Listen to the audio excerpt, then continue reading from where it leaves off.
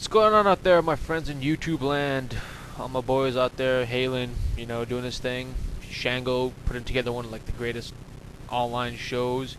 Mike and Ike, not Mikey Nike, none of that, not no Mike Nike 23, Mike and Ike, out there in Redskin land. What's up, dude? Props for using the old Triple H music. You know, Fire Colette, you goofy looking bastard, I love you. Just props to everyone out there, management. How you guys doing? Hope you're all doing well. Here I am again, broadcasting from pretty sunny Los Angeles. Greatest city in the world, but sunny. Today I'm gonna talk about the Dallas Cowboys O line. I know a lot of there's gonna be a little bit of homerism in it. I start drink a little bit of the Kool-Aid, but not a lot. I won't go out and say it's the best O line ever. That was the '95 Cowboys O line. Where to start? Let's start with the middle. Our center, Andre Girard. He made the Pro Bowl, even though he did kind of back into it with Olin Kreutz deciding not to play in it. But, again, who was the last Cowboys offensive lineman not named Larry Allen to make the Pro Bowl? Big for him. I think he got a bigger contract than he deserved. But, hey, man, he's a second rounder. He's doing a good job. So, hopefully he can keep it up because his main problem was focus. And, Parcells would basically say that this guy was dumb. And, center can't be dumb, but apparently he's smartened up and got his stuff together. So hopefully he can keep it up and he can maintain his focus, which at times he did lose. I guess getting your face stepped on by a guy wearing cleats will do that to you. But, he played tough. He came back 2 weeks later, or a week later, and he got owned by the Eagles, but what can you do?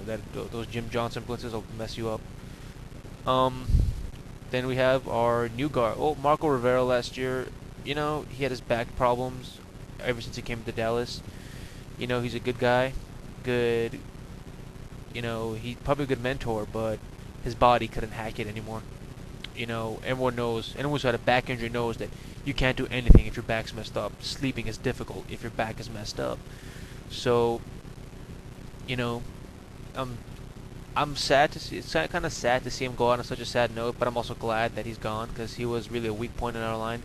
We replaced him with Leonard Davis, who's a big fella, big is his nickname, and he always had trouble with quicker defensive ends, and now he won't be dealing with them. Now he'll be dealing with inside linebackers and guards and defensive tackles. So it should be interesting to see how he does. Just holding up the middle, and I think he's playing right guard, so he's not even defending. Blocking Romo's blindside. So it should be interesting to see how he does. Then comes Kyle Kozar, who I think was the MVP of the O-line last year. He was our first signing in free agency last year. People forget that because a week later we signed T.O. and all that big hubbub. But he was the first signing, and I really like this guy.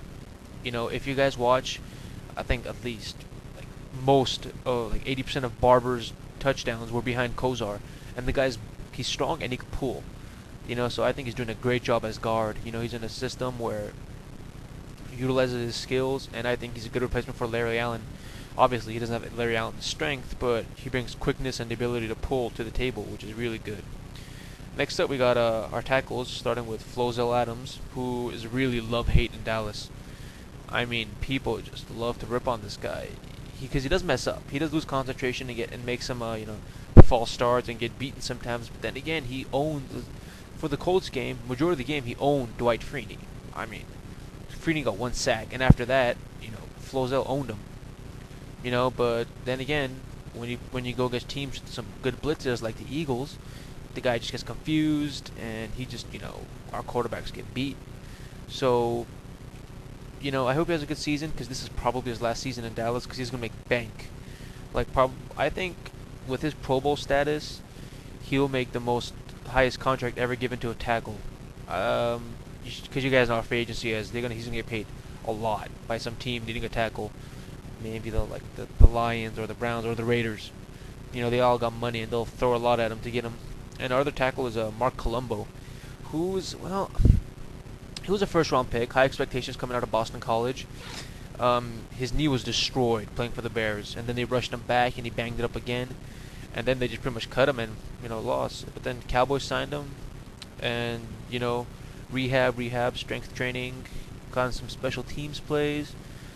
Then he made his way to the starting position, and he solidified that left tackle spot for us, which everyone knows last year was the year before we had Rob Petiti, a rookie. So we were hurting, and he solidified it. He gives us a solid tackle, nothing special. I don't expect any Pro Bowls. He did great against Julius Peppers when he played Carolina. Um, Mike and Ike probably loves the guy because he's the one that missed the assignment on that blocked field goal in Washington. So you know he's a probably big fan of his. And for once, we have depth on the O-line. No more Torrin Tuckers. We got Doug Freak. Well, Doug Free. They call him the Freak. I know you Eagles fans are shitting a brick about it.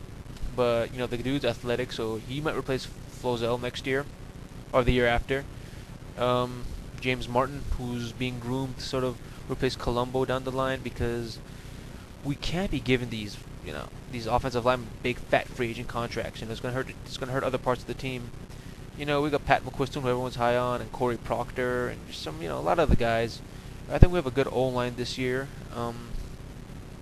Again, we'll be tested when we're facing New England and Agunlier and their linebacking core, which is one of the best.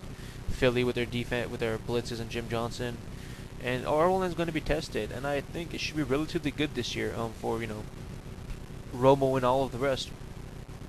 So please, comment, write me, post. Video responses are always welcome. And, catch you guys around. Peace.